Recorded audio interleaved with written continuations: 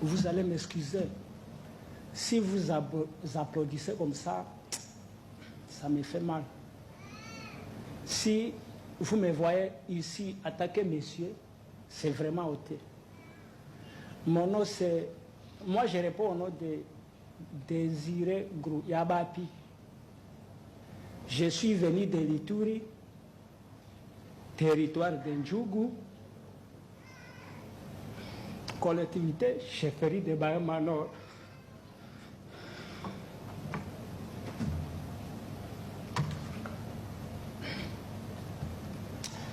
C'était un jour comme ça, un jour X, vers 5 heures du matin. Moi, j'ai dormi encore. Mon épouse était allée à la source, allait puiser. Elle était allée puiser. On était resté avec mes 4 enfants. Elle a laissé son bébé de 2 mois à côté de moi.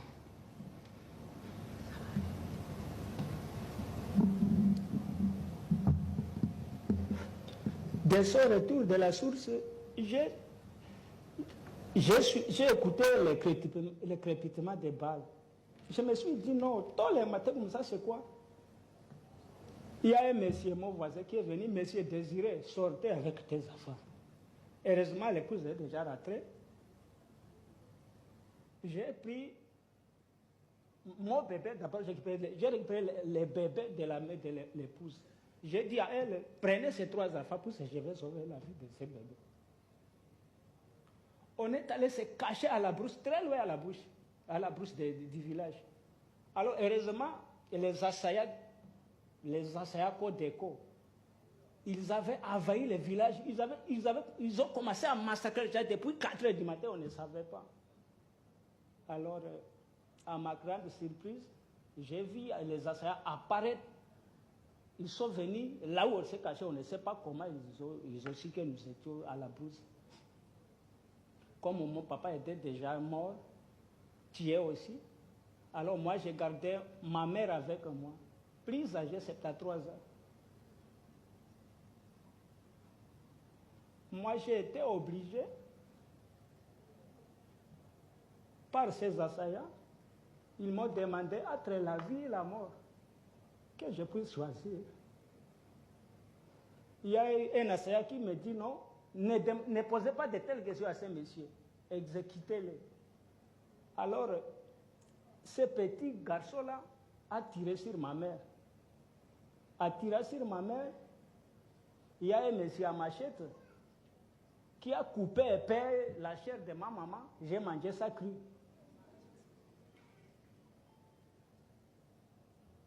Après avoir tiré sur la maman, j'ai déjà violé ma maman à présence de mes enfants. Il y a un monsieur qui se dit commandant de Assaja qui viole mon épouse à ma présence, à présence de mes enfants. Vraiment, mon fils aîné qui a 12 ans aujourd'hui, il est devenu impoli. Il est devenu impoli envers moi.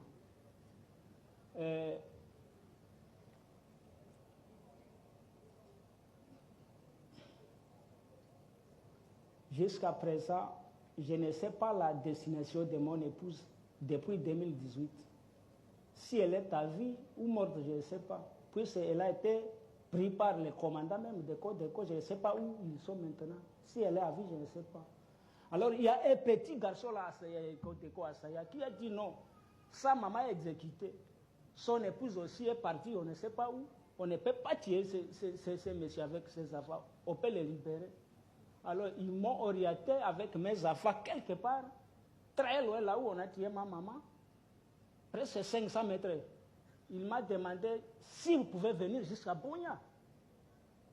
J'ai dit à pied, avec ces bébés, tout ça, c'est difficile pour moi. Si vous pouvez me tuer avec mes enfants ici, c'est difficile pour moi. Alors, il y a 2 militaires, Codeco Asaya, qui nous a accompagnés jusqu'au village en me demandant de ne pas passer ma nuit à Blougua. Puis ils récupèrent Blougua en entièreté. Alors moi j'ai été obligé d'aller sur 120 km de Blougua avec mes 4 enfants. Malheureusement les bébés allaient mourir au cours de la route. Puis Le bébé a pleuré depuis le matin jusqu'à 13h. C'était difficile pour le bébé. Je l'avais laissé dans et tout comme ça à la route. Et en fait, si aujourd'hui, attaquer simple déplacé du site Kigonze à Bunia, je remercie d'abord le président, le chef de l'État congolais, pour avoir songé à faire de telles initiatives. Mais je demanderai au chef de l'État, attaqué garant de la nation,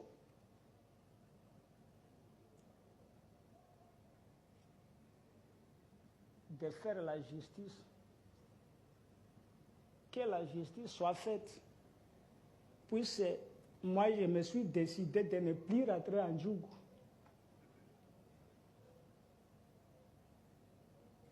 Je vais mourir chômeur à Bunia. Puisque mes affaires sont devenues les affaires de la rue. C'est difficile pour moi de les récupérer maintenant. Moi aussi, je serai un homme de la rue. Alors moi, j'ai un petit plaidoyer. Je ne sais pas à qui je peux donner ça.